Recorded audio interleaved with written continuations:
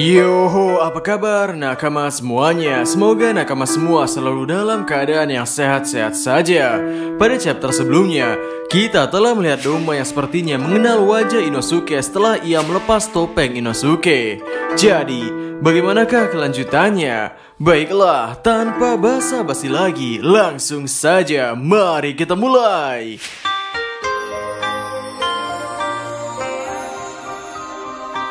Pada chapter 160 berjudul Bayangan yang Tumpang Tindih, menghidupkan ingatannya kembali. Pada cover chapter terlihat seorang wanita dari belakang sedang menggendong bayi. Pada awal chapter Doma bertanya-tanya apakah kita pernah bertemu. Lalu Inosuke dengan berteriak menjawabnya, "Aku tidak ingat bertemu dengan belatung sepertimu. Jangan kau sentuh buluku dengan tangan kotor itu." Namun Doma berkata, "Salah, pernah loh aku mengenal dirimu." Dan tetap Inosuke menjawabnya, "Kan sudah aku bilang kalau kita belum pernah bertemu, dasar jelek." Lalu Inosuke melanjutkan, "Yang aku temui sebelumnya adalah Shinobu. Rasanya aku seperti pernah bertemu dengan dia. Aku ingin menanyakan kalau nanti kami berjumpa lagi." Kanao yang ada di sampingnya menenangkan Inosuke dengan berkata, "Tenanglah Inosuke, dia hanya asal bicara saja." Namun Doma meresponnya, "Asal-asalan. Oh, itu mengejutkan. Satu-satunya yang dianugerahi dari diriku adalah keseriusan. Ingatanku ini kuat loh. Aku bisa mengingat dengan baik masa laluku sebagai manusia." Lalu yang Doma lakukan adalah menusukkan telunjuknya ke dalam kepalanya.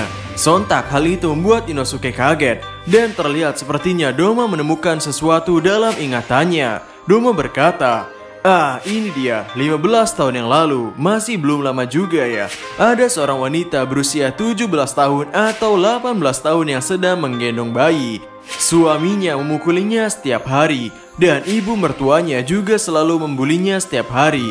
Jadi, kultus surga abadiku menerima wanita malang itu. Dia tak punya orang tua maupun saudara. Tak ada tempat yang bisa ditujunya. Saat pertama aku bertemu dia, wajahnya bengkak sedemikian rupa sehingga aku tidak tahu bentuk asli wajahnya. Mengerikan sekali. Sebelah matanya buta karena pukulan ke wajahnya. Saat ku sentuh, wajahnya kembali normal. Dan ternyata dia sangat cantik dan dia meninggalkan kesan yang tak terlupakan untukku. Dia punya wajah yang sama denganmu, tapi dia terlihat lebih halus dan lembut. Itu ibumu kan?" Yap, tidak salah lagi. Mendengar hal itu, Inosuke pun berkata, "Aku tidak punya ibu. Aku dibesarkan oleh babi hutan." Namun Doma pun mencemoohnya dengan berkata, "Jadi babi hutan yang telah melahirkanmu. Kau itu manusia, jadi yang melahirkan juga manusia." Lalu Inosuke mendekat kepada Doma dan menyerangnya dengan nafas hewan buas. Namun Doma berkata, Hei, dengarkan dulu sampai selesai dong. Pertemuan itu tidak lain adalah keajaiban kecil. Dan yang terjadi adalah Inosuke terlihat mendapat luka tebasan silang pada dadanya.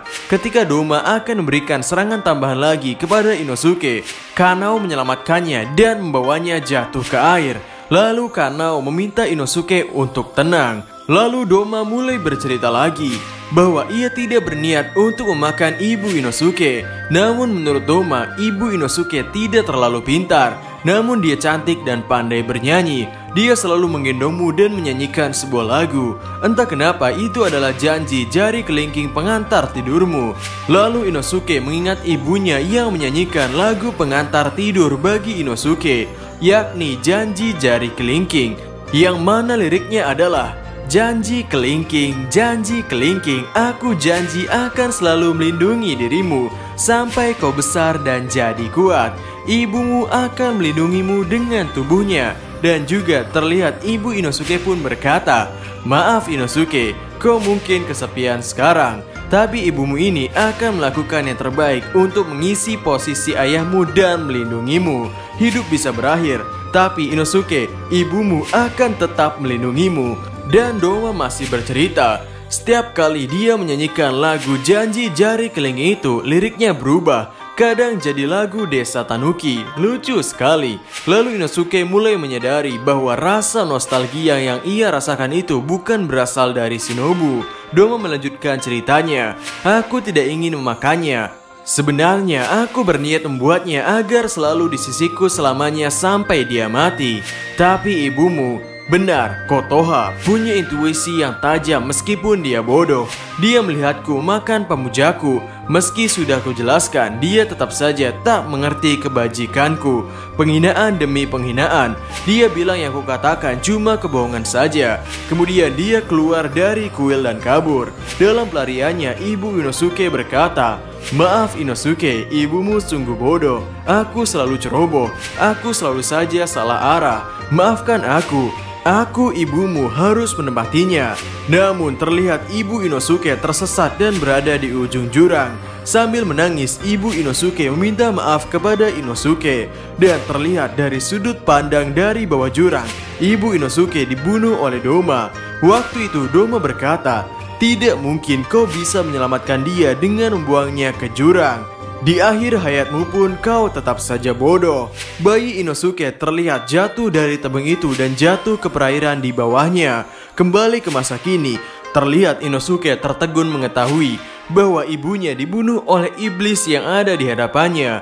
Lalu Doma masih bercerita bahwa dia telah memakan ibu Inosuke sampai ke tulang-tulangnya. Kotoha tidak beruntung. Apakah ada saat-saat dia bahagia dalam hidupnya? Hidupnya tidak ada artinya. Kanao yang mendengar di sana pun berkata, "Diam kau pria busuk." Namun di sisi Inosuke, ia memegang pedang yang ada di dalam air dengan erat dan ia juga teringat. Ibunya memeluk dan memegang tangan kecilnya dan berkata, "Kamu sangat hangat.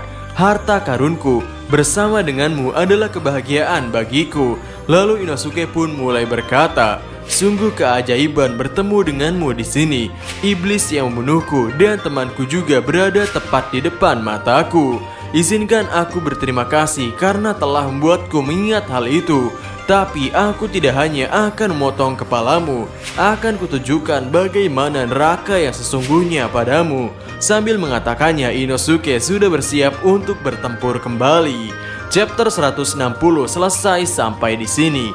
Kemudian pada chapter 161 berjudul Kepakan Sayap Kupu-Kupu, pada awal chapter Doma berkata, "Kau bilang kau dibesarkan oleh babi hutan, namun sepertinya kau mengetahui sedikit kesalahpahaman. Doma tidak mempercayai adanya surga dan neraka. Baginya itu cuma dongeng." Dan di sini Doma berbicara panjang lebar. Doma berpikiran bahwa orang yang menganggap adanya surga dan neraka itu orang lemah. Hal itu hanya dijadikan alasan karena mereka tidak sanggup hidup dengan diri sendiri. Mendengar bacotan Doma itu, Inosuke langsung berteriak, "Jika neraka tidak ada, biar aku yang buat. Kau cukup diam saja." Sambil mendekat untuk menyerang, Inosuke berkata, "Jangan bicara tentang ibuku seolah dia tidak pernah bahagia, sialan." Ketika diserang, Doma menggunakan teknik awan beku dan Inosuke menggunakan kedua pedangnya untuk membuat area di sekitarnya tidak terkontaminasi dari udara dingin dari teknik Doma. Doma terlihat menikmati pertarungan ini dan berharap ini akan terus berlanjut sampai ia bosan. Lalu dari belakang Doma terlihat Kanao akan menyerang Doma. Namun Doma yang mengetahuinya bisa langsung mengantisipasinya dengan menyerang pinggang Kanao. Namun Kanao menahan serangannya dengan pedangnya yang membuat dirinya terjatuh ke air lagi. Lalu ketika Inosuke mengejar Doma, terlihat Doma meloncat ke atas dan berkata, "Maaf, karena Akaza Dono sudah kalah, jadi aku tak punya banyak waktu lagi. Sebagai gantinya kau bisa bermain dengan anak ini." Terlihat Doma membuat duplikat dirinya dengan teknik es miliknya. Ketika boneka es itu turun ke bawah, boneka itu langsung menggunakan teknik darah iblis yang seperti digunakan oleh Doma.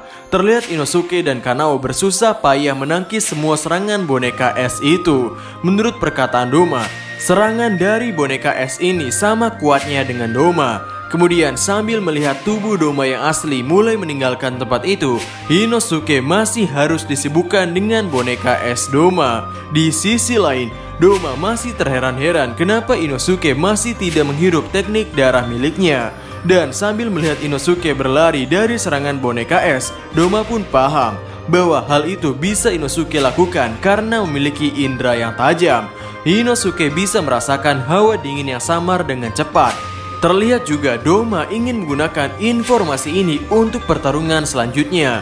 Di sisi Kanao yang juga sama harus berhadapan dengan teknik darah iblis boneka es. Ia berpikir harus menahan Doma yang mulai meninggalkan tempat ini. Lalu dari sisi Doma ia berpikir Aku tahu aku akan mengeluarkan 5 boneka es lagi. Mungkin itu cara yang tepat untuk mengalahkan iblis yang masuk ke benteng ini. Terlihat Doma mulai membuat boneka es dengan kipasnya. Kemudian panel berpindah memperlihatkan Kanao yang menghindari serangan tombak-tombak es. Terlihat juga Inosuke yang merasa kesal karena ia ditahan oleh boneka es itu. Sedangkan ia ingin cepat untuk membalaskan dendamnya. Lalu ketika Inosuke terlihat terkena serangan dari boneka es itu, Kanao berkata, "Inosuke, jangan panik, tenang sedikit, tahan sebentar." Mendengar perkataan sebentar saja, Doma tidak mengerti apa maksudnya itu dan berniat untuk tetap pergi meninggalkan tempat itu. Dan ketika Doma akan membuka pintu itu, ada hal aneh yang terjadi pada tubuh Doma. Wajahnya terlihat mulai mengkerut dan menghitam. Beberapa bagian wajahnya seperti telinga dan mata terlihat mulai melepuh. Di saat Doma bertanya apa yang sedang terjadi, dalam hati Kanao itu berkata, "Ya, berhasil." Dan ketika wajah Doma meleleh, ia mengingat wajah Shinobu yang membuat Doma memasang tatapan tak percaya. Chapter 161 selesai sampai di sini. Hoho, chapter yang cukup seru, bisa melihat masa lalu dari bos Inosuke dan kemarahan Inosuke. Dan hal aneh terjadi pada iblis bulan atas nomor 2 Doma. Bagaimana hal ini berhubungan dengan sosok Shinobu? Jadi, kira-kira bagaimanakah kelanjutannya? Nantikan di Zona Manga. Jadi, sampai ketemu lagi dan terima kasih banyak.